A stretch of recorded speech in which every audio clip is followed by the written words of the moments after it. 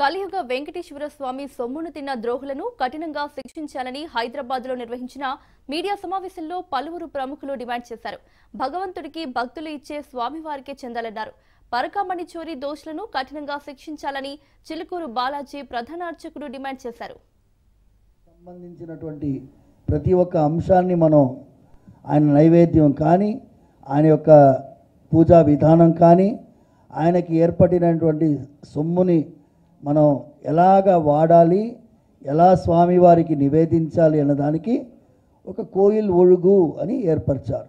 ఆ కోయిల్ ఒழுగులో భాగంగానే తిరుమల తిరుపతి దేవస్థానంలో పెద్ద జీయం గారు చిన్న జీయం గారి వ్యవస్థ ఇన్ని వందల సంవత్సరాలుగా నడుస్తున్నది.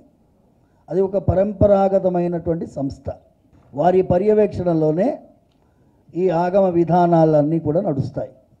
ఏదైనా నిర్ణయం తీసుకోవాలన్నా కూడా ఆగమబద్ధమైన నిర్ణయమా కాదా అనేది వారి ముందు నివేదిస్తారు.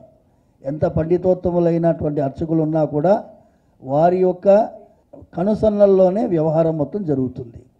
అలాంటి ఒక పెద్ద జీయం గారు చిన్న జీయం గారి వ్యవస్థలో ఈ పరకామణికి కూడా పర్యవేక్షకుడుగా ఒక ఆయన ఉన్నారు. ఆయన మీద ఒక ఆరోపణ వచ్చింది. అది ఆరోపణ వెలుగు చూసినప్పుడు దాన్ని ఎలా పరిష్కరించాము, దానికి ఇంకొకసారి అలా జరగకుండా చూడడానికి ఏమి చర్యలు తీసుకున్నాము, అలాంటి ఒక కార్యక్రమం జరిగినప్పుడు, ఒక తప్పు జరిగినప్పుడు దాన్ని సరిదిద్దే ప్రయత్నం ఏమైనా చేశామా, ఈజ్ దర్ ఎనీ అవేకనింగ్, దాని మీద మనం మేల్కొన్నామా అనేటటువంటి ప్రశ్నలు ఈ సంఘటనలు చూస్తే వస్తున్నాయి. ఇది నేను భక్తులందరినీ కూడా మీడియా మాధ్యమం ద్వారా ప్రార్థించేది, ఇది రాజకీయాలకు అతీతంగా చూడాలి.